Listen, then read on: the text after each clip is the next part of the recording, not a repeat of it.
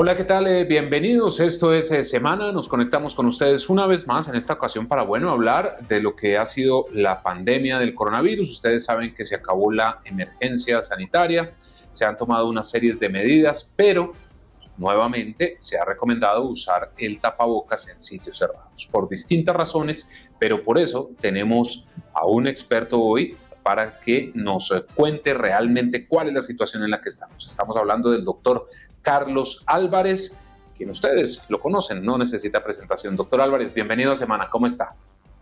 Hola Diego, buenos días, ¿cómo están? Un placer estar aquí con ustedes. Y para nosotros también, doctor Álvarez. Y bueno, el tapabocas, digamos que se había vuelto incómodo para algunos, obsoleto para otros, pero lo cierto, doctor Álvarez, es que está demostrado que en lo posible hay que seguir usándolo. ¿Es así? Sí, definitivamente tenemos que seguir utilizándolo en momentos en los cuales haya un crecimiento de la circulación de los virus respiratorios, incluyendo el virus del SARS-CoV-2, causante de la COVID-19. Es importante resaltar que es evidente que el tapabocas funciona para disminuir la transmisión, tanto de la persona que está contagiada a infectar a otras personas o contagiarnos de otras personas. En esos dos sentidos, el tapabocas ha mostrado que es una medida efectiva, complementaria obviamente a las otras medidas, especialmente a la vacunación, pero el tapabocas es fundamental para disminuir la transmisión. En ese orden de ideas, doctor Álvarez, por ejemplo, en una oficina o en un sitio cerrado, en un centro comercial, ¿es recomendable seguir usando el tapabocas? En los espacios cerrados, donde estemos cerca de personas que no estamos normalmente o con las que convivimos, en un sitio donde probablemente haya poca ventilación, pues es importante utilizarlo. Yo creo que es tener en cuenta que esto no debe ser un tema de decreto ni de resoluciones, sino es un tema de sentido común y de mismo gestión del riesgo. Es como lo que hemos aprendido en el transcurso de la vida, que ahora cuando nos ponemos al sol, pues lo hacemos con bloqueador, porque sabemos que ponernos al sol nos va a producir cáncer de piel si no nos protegemos. Y cuando salimos, si tengo una enfermedad pulmonar y salgo a la lluvia, pues me pongo un paraguas o me protejo porque sé que si me mojo probablemente ya tengo más riesgo de complicarme. Entonces yo creo que ese mismo sentido común que tenemos para otras cosas en salud, pues también tenemos que ponerlo en práctica para el uso de tapabocas. Sabemos en Colombia que hay dos picos respiratorios y se llaman picos respiratorios porque hay aumento de transmisión de justamente virus respiratorios. Usualmente es entre los meses de abril a junio, el primero y el segundo entre octubre y noviembre, donde hay época de lluvias y esa lluvia conlleva a un aumento de la transmisión de virus respiratorios. Aquí hago énfasis, Diego, no es que se trate que la lluvia lleve los virus, sino que sencillamente cuando llueve cambiamos nuestro comportamiento y muchas veces estamos en espacios con menos ventilación, porque especialmente en el altiplano, en el mismo de Medellín o Pasto, vemos que obviamente mantener ventilación cuando está lloviendo es poco probable y eso hace que mantengamos espacios cerrados y por eso una medida efectiva para evitar la transmisión, como usted lo plantea, es el uso de tapabocas. Porque es que uno ve mucha gente en los restaurantes, en las oficinas, en los ascensores, que si bien es cierto ya no existe la obligación del tapabocas, ese autocuidado sí se debería mantener con base en todo lo que usted nos está diciendo. Sí, específicamente en este momento, porque es que no se nos puede olvidar que estamos en un quinto pico epidémico, es decir, hay mayor transmisión del virus. Para tenerlo presente, un indicador que seguimos, o por lo menos sigo yo muy atentamente, es lo que llamamos el índice de positividad, que no es otra cosa que de las personas a las que se les sospecha tener COVID-19, se les hace la prueba, ¿cuántas salen positivas? Hace 4 semanas estábamos en 5%, 5-10% máximo. ¿Qué significa esto? Que de 100 personas con sospecha de COVID, solamente salían 5 o 10 positivos. En este momento estamos hablando de 25 o 30. Es decir, hay mayor circulación del virus. Y por eso, justamente en este momento, vuelve a ser importante tomar las medidas de prevención. Y obviamente, aquí también hago énfasis en que no solo es el tapabocas, sino la piedra angular en la prevención se llama vacunas. Y en este sentido, también un llamado a completar los esquemas de vacunación, los que aún no lo han completado, incluyendo los refuerzos. En ese panorama, ¿cómo estamos, doctor Álvarez, en el tema de la pandemia, de la enfermedad, del virus? Porque también es cierto que cuando se fue el tapabocas, muchos colombianos pudieron haber pensado, bueno, se acabó la pandemia, y lo cierto es que no. Sí, o lo mismo también, Diego, hay personas que están pensando que se acabó la emergencia sanitaria, que es un tema administrativo, significó que se acabó la pandemia. No es cierto, son dos cosas diferentes. La emergencia sanitaria era un tema administrativo para movilizar recursos para poder atender la pandemia y mitigarla. Eso ya tuvo un impacto y ya se logró los objetivos que se querían desde el punto de vista administrativo, pero desde el punto de vista epidemiológico, pues en este momento estamos en un quinto pico epidémico que gracias a esos esfuerzos que se han hecho y a la vacunación y a la cobertura de vacunación, pues este pico no tiene el impacto que ha tenido los otros. ¿A qué llamo el impacto? Al número de personas que están hospitalizadas en cuidado intensivo o que fallecen, si lo comparamos con el pico de hace un año, por ejemplo. Sin embargo, no significa que no tengamos un incremento de casos. Es decir, hay una proporción menor comparada con los picos anteriores, pero aún tenemos un impacto y ese impacto que tenemos en hospitalización y muerte se puede disminuir más si estamos vacunados con una primero o segundo refuerzo.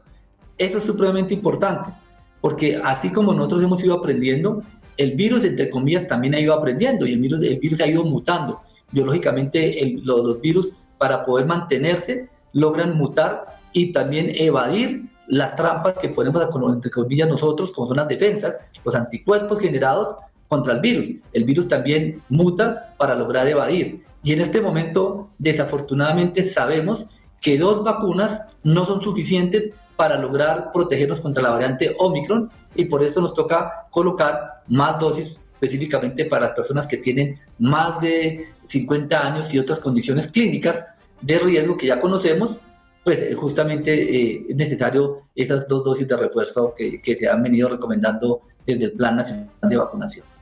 Usted toca ese tema muy importante, el de la vacunación, que deben ser más de 2 dosis. Ya en Colombia está autorizada la 4ª para mayores de 50 años.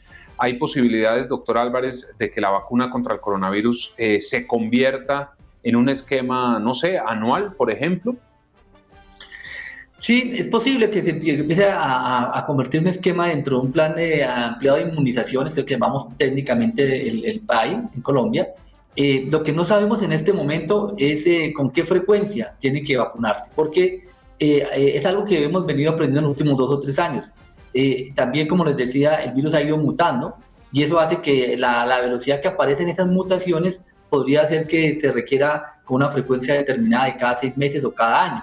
En este momento estamos viendo que después de 6 meses empieza a perderse esa protección para el contagio, especialmente. Es decir, yo me vacuno y a los 6 meses ya puedo volverme a contagiar, incluso a veces puede ser un poquito menos. La OMS está trabajando en una estrategia que se llama una vacuna pansarcovirus, que eso en castellano no es otra cosa que es tratar de buscar una vacuna que pueda proteger contra las variantes que ya ha pasado, pero también con las potenciales que podían aparecer. Esa es una estrategia, parece sencilla, no es tan sencillo, pero definitivamente en este momento esa es la estrategia a futuro para tratar de tener una vacuna que tenga una duración mucho más grande en el tiempo o mayor en el tiempo y no digamos con esa frecuencia que en este momento no sabemos. Y esta nueva subvariante que se está presentando, no sé si ya haya llegado a Colombia, pero también tiene, digamos, podría evitar, entre comillas, la efectividad de la vacuna. Sí, en este momento recordemos que estamos ya casi el primer semestre del 2022 predominando la circulación de la variante Omicron. Lo que pasa es que la variante Omicron no es una sola, sino a su vez tiene como unos gemelos que son muy cercanos entre ellas, pero son diferentes. Es lo que le han dado el nombre de la BA1, 2, 3, 4 y 5, hasta ahora que tenemos. También recientemente, hace 2 o 3 días, hablan de una subvariante 2 que aparece en la India. En Colombia en este momento está circulando principalmente la 4 y especialmente la 5. Estas variantes que son las causantes de este pico epidémico, principalmente a mi modo de ver, tienen una característica y es que estas subvariantes de Omicron logran evadir parcialmente la respuesta inmune que se generó, es decir, las defensas contra las vacunas y contra la infección natural, es decir, cuando me da COVID y me recupero. Es decir, en castellano podría pasar que una persona que le dio COVID-19 en diciembre o enero o febrero y entonces ya me dio COVID, ya pues ya la posibilidad que me vuelva a reinfectar es baja. Eso cambió, desafortunadamente con esta variante puede ser que se reinfecte, a pesar de que ya le ha dado Omicron, puede reinfectarse con alguna de estas subvariantes. Eso es lo que hace la dificultad de lo que estamos viendo en Europa y en toda América, incluyendo Colombia, con este incremento de contagios por estas subvariantes 4 y 5. Y en ese sentido, doctor Álvarez, por supuesto está claro el tema de la vacunación, como ya nos lo ha dicho, pero con esta subvariante, digamos, ¿qué medidas están tomando ustedes? No sé, impulsar más la vacunación, que las personas completen el esquema, o cuál es el trabajo que se está haciendo. Sí, mire, yo lo que quiero decir es que son cuatro factores que determinan la circulación y los posibles picos epidémicos para COVID-19. El primero es la naturaleza del virus, que el virus mute. Nosotros no podemos hacer nada contra las mutaciones del virus, eso es algo biológico del virus. Lo segundo es el clima definitivamente ya lo comenté, entre más lluvias, más favorece la transmisión. También no depende mucho de nosotros, ojalá que deje de llover, pero eso no depende mucho de nosotros. Y lo que sí depende de nosotros, y por lo tanto le respondo la pregunta que usted me hace, en lo que se debe concentrar la ciudadanía y nosotros desde el punto de vista de salud, son dos aspectos. La vacunación, incrementar las coberturas de vacunación, especialmente los primeros y segundos refuerzos en personas de mayor riesgo, y en el autocuidado, que seamos conscientes en que no porque no sea obligatorio el tapabocas, no esperemos que sea obligatorio, sino que nosotros seamos conscientes del potencial riesgo que tenemos, lo que hemos venido trabajando, Diego, desde estos últimos 3 años, en que si yo tengo poco riesgo, pero visito a mi mamá que tiene un riesgo importante porque tiene 80 años, tiene una enfermedad como la diabetes o es hipertensa, pues estoy llevándola a riesgo a que pueda contagiarse. Eso lo hicimos muy bien el primer año, pero parece que se nos olvida porque el riesgo ha disminuido. Pero el riesgo disminuye, sin embargo, no significa que no suceda. Entonces, importante, vacunación a las personas que tienen un riesgo elevado, pero también autocuidado para que entre todos nos cuidemos. Doctor Álvarez, yo no sé si a usted le haya pasado, pero está ocurriendo que muchas personas en los entornos de cada ciudadano, ya por lo que usted nos está comentando, pues tienen resfriados, gripas, incluso podría ser el coronavirus, pero pues digamos que cada vez son menos las personas que se están practicando las pruebas. Esto sí está ocurriendo, es decir, una persona cómo puede diferenciar cuándo es un resfriado y cuándo es un contagio de coronavirus. Diego, una pregunta supremamente importante. No es posible diferenciarlo. Incluso los médicos no podemos diferenciar. Eso es supremamente clave. Y es verdad que estamos está circulando mejor, no solo virus del SARS-CoV-2, sino otros virus respiratorios como la misma influenza, los adenovirus, sincitial respiratorio, virus de la parainfluenza, para poner los más llamativos en este momento que circulan en el país.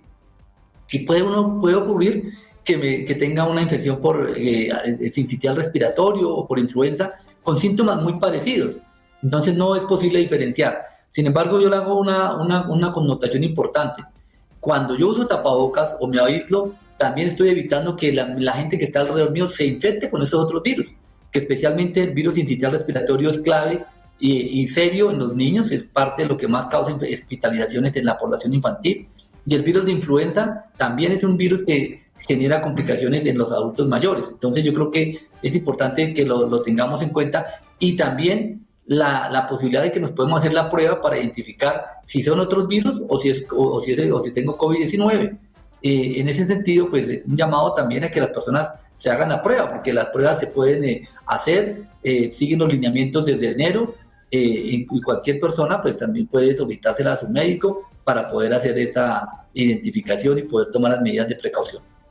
Bueno, pues doctor Carlos Álvarez, gracias por su tiempo, por estar con nosotros aquí en Semana y por dejar claro este tema. La conclusión, a pesar de que ya no estemos en una emergencia sanitaria, a pesar de que no haya otras medidas administrativas, pues digamos, doctor Álvarez, que ya nos enseñaron el tema de la prevención, a disposición están las vacunas, ya depende de cada ciudadano cómo se quiera cuidar, ¿no? ¿Es así? De acuerdo, y un punto importante, no se nos debe olvidar lo que hemos pasado. Me parece que una persona que tenga síntomas gripales y está en una oficina o está en una reunión social, tenga presente que puede tener COVID, y la evolución de la enfermedad es diferente en cada persona. Puede que en ella le esté dando síntomas muy leves, pero en alguien con el que tenga contacto puede darle síntomas muy severos. Bueno, pues doctor Álvarez, nuevamente muchas gracias y a ustedes también por estar con nosotros. Ya saben, nos encontramos a través de todas nuestras redes sociales e ingresen a www.semana.com. Allí encuentran todas las noticias de Colombia y el mundo. Que estén muy bien.